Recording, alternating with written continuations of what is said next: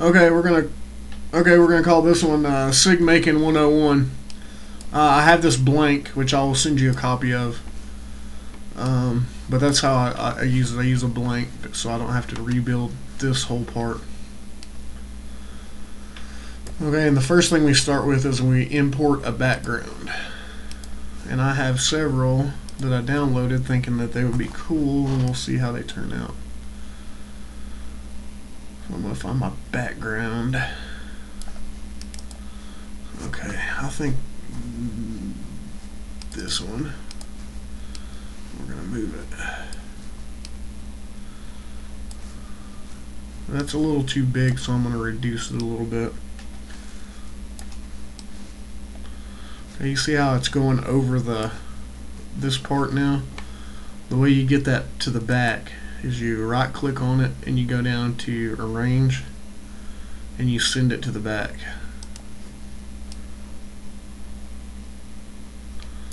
I'm going to expand that out a little bit more.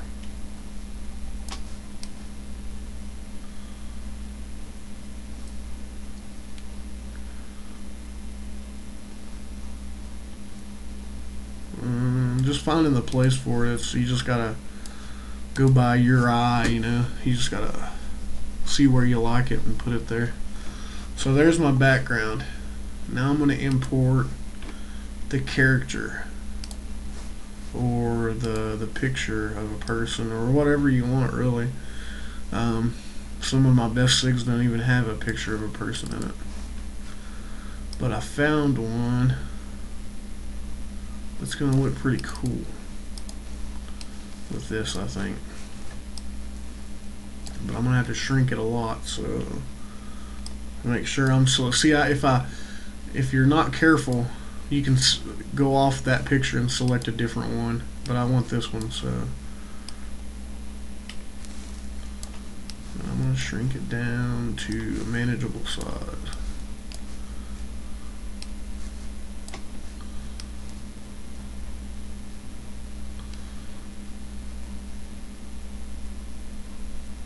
I don't know which side I want it. I think I like it better on that side. I'm going to go a little bit smaller. Okay, you see this? This is someone's emblem. Whoever rendered this put their little signature on it. But I don't want it, so I'm going to erase it off of there. Sorry, guy. Okay. See, this is pretty big, so it's not leaving me much room to work with the name and everything, so I have to make it pretty small. But there's that picture. And now, I played with this font earlier and it looks pretty cool. I think it's going to be a little too big, so I'm going to reduce the size some.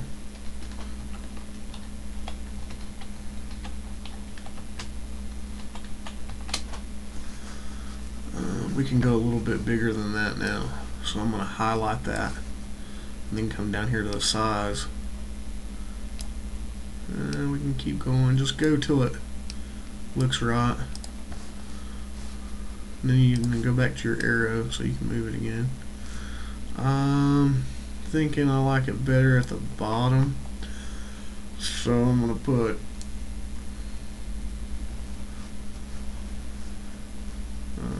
now I want that to be some color.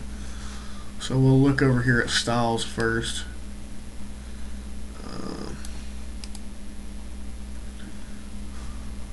No, not digging on that. You just got to find what you think looks best. It's gonna have to be a red color. Too bright. That one's just bold. If I unbold it, it'll look cool.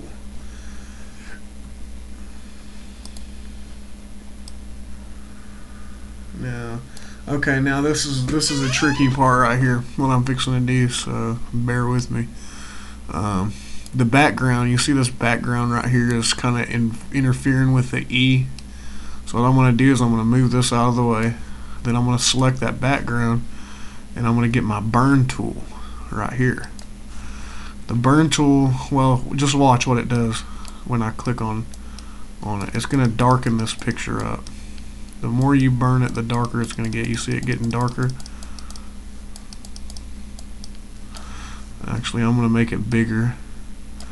That way I don't have to go over it 20 million times. And just click, click, click, click, click, click, click, click, click, click, click. See, it's getting darker. I want to keep going.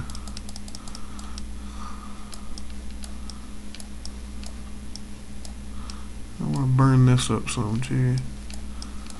I'll burn that out. See, this isn't, for some reason, this isn't burning like it should.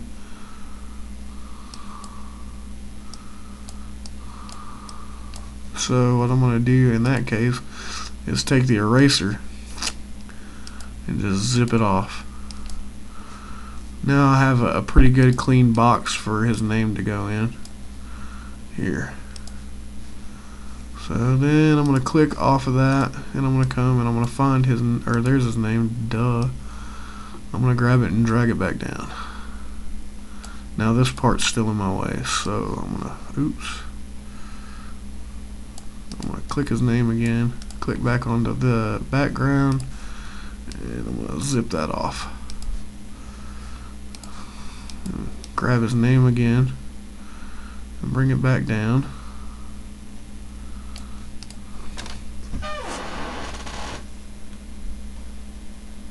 And there's a sig, man. There's a complete sig. That's how you do it, man. I'm gonna probably change this up, but I'm gonna end this recording since I've shown how to do it.